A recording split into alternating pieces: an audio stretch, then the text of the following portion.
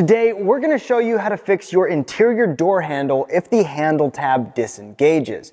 For demonstration purposes, I will be doing this with the door open. You will most likely have to do this from inside the vehicle with the door shut. Now, this isn't a super common issue, but if it happens, here's how to fix it. First, you'll want to remove the 3 screws holding the armrest to the door.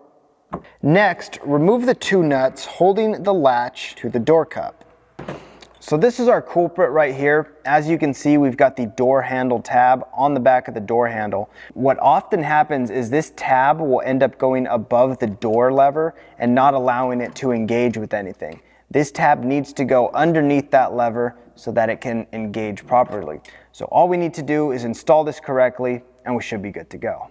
To fix your door handle, reinstall the door handle, making sure the handle is facing straight up so the tabs engage properly.